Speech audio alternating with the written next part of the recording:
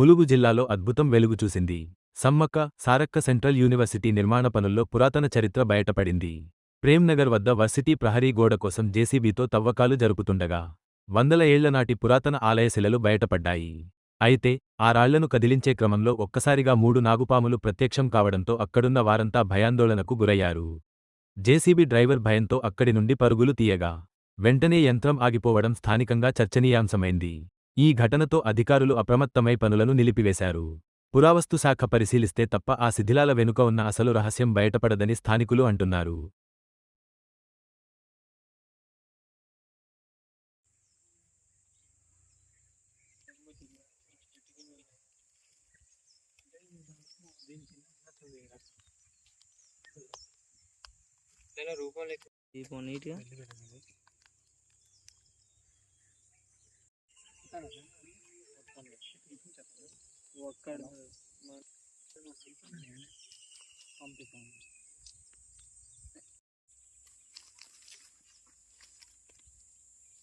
అసలు గుడి గీడు ఉండొచ్చు అనుకుంటా.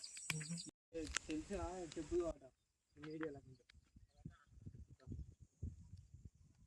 అన్నదే రౌట్లో బాగా చేసి